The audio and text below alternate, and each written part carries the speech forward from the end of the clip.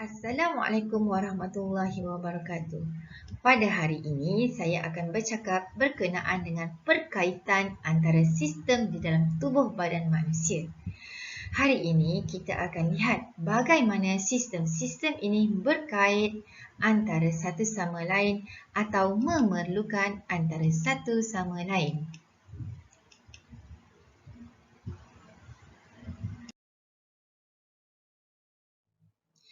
Di dalam tubuh badan manusia terdapat beberapa sistem yang bekerjasama di antara satu sama lain. Di antaranya ialah sistem rangka, sistem peredaran darah, sistem pernafasan dan sistem pencernaan. Mereka ini bergantung di antara satu sama lain.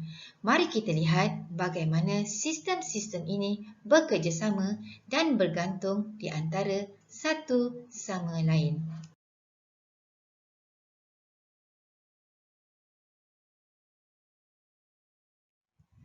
Cuba anda lihat gambar rajah ini. Sistem peredaran darah berkait dengan sistem pernafasan. Sistem peredaran darah berkait dengan sistem rangka. Dan sistem peredaran darah juga berkait dengan sistem pencernaan.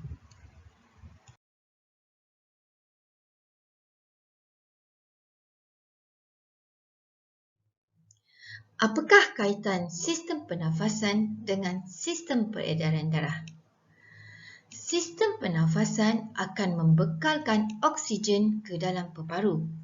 Kemudian, sistem peredaran darah akan menyerap oksigen itu tadi dan dibekalkan ke seluruh tubuh badan kita.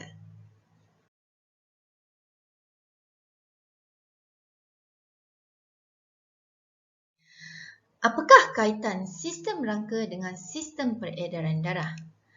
Sistem peredaran darah akan membekalkan nutrien dan oksigen kepada sistem rangka untuk membantu pembesaran tulang.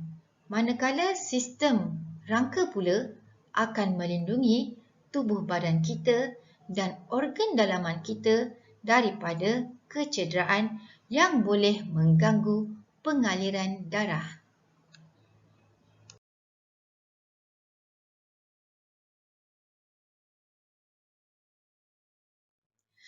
Apakah kaitan sistem pencernaan dengan sistem peredaran darah? Pencernaan merupakan proses menghancurkan makanan kepada bentuk yang lebih ringkas supaya mudah diserap ke dalam darah. Makanan yang telah hancur tadi diserap ke dalam darah dipanggil sebagai nutrien dan dibekalkan ke seluruh tubuh badan, terutamanya ke bahagian tulang.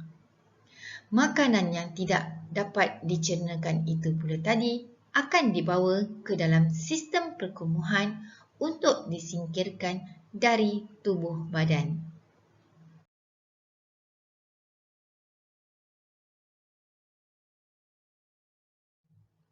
Seseorang yang tercekik makanan akan terganggu sistem pencernaannya di bahagian esophagus.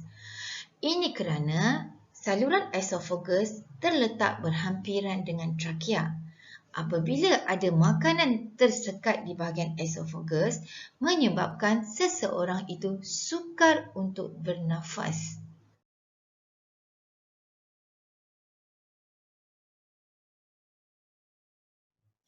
Sistem rangka akan terjejas apabila tulang kita patah. Di bahagian tulang patah itu pula akan berlaku pembengkakan. Ini kerana pengaliran darah tidak dapat berjalan dengan lancar akibat kecederaan yang dialami itu tadi.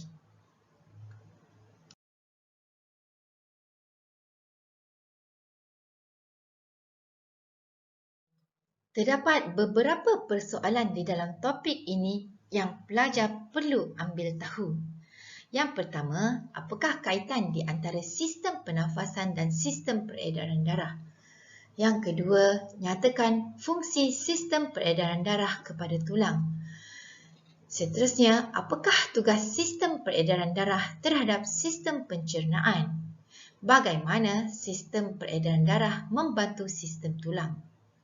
Seterusnya, apakah yang terjadi sekiranya kita tercekik makanan? Pelajar-pelajar perlu nyatakan alasan ataupun inference. Bagaimana keadaan anggota badan yang patah dan mengapa berlaku pembengkakan?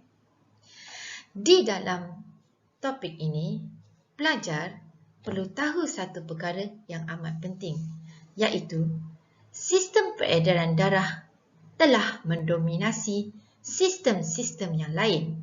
Sistem peredaran darah merupakan satu sistem yang sangat penting di dalam tubuh badan kita.